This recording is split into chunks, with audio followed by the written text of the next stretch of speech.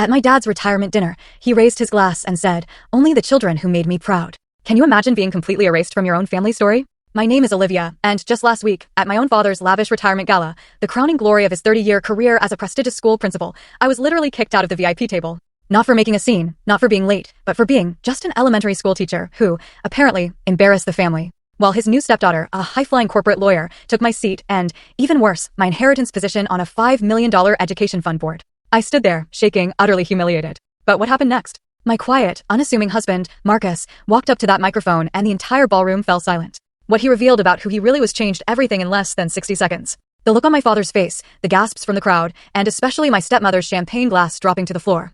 I'll never, ever forget it. The Crystal Ballroom at the Grandview Hotel was practically dripping with importance that night. Chandeliers cast a golden glow over tables dressed in ivory linens, each centerpiece boasting white orchids that probably cost more than my weekly groceries. This wasn't just any retirement party. This was Robert Hamilton's grand finale, and he'd made sure everyone who mattered in the education world would be there to witness it. Marcus and I arrived about 15 minutes late, thanks to some killer traffic. I smoothed down my navy dress, the nicest one I owned, bought 3 years ago for my own teaching award ceremony. Marcus looked handsome in his simple black suit, but I noticed him checking his phone more often than usual. "Everything okay with work?" I asked, a little worried.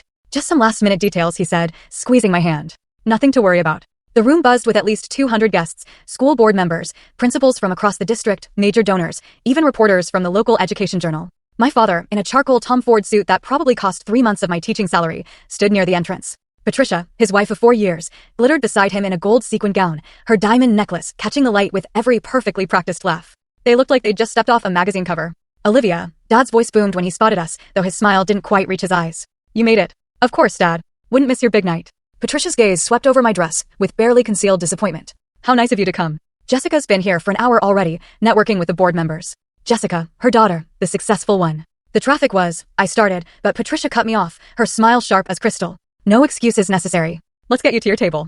As we walked, I saw the local news crew setting up cameras. Whatever announcement Dad planned, he wanted it documented. Marcus's phone buzzed again, and he glanced at it, his expression unreadable. Something about this night felt off. The way Patricia kept smiling, the way Dad avoided direct eye contact, and especially the way Dawn, T missed the end. Watch the full story, link is attached below.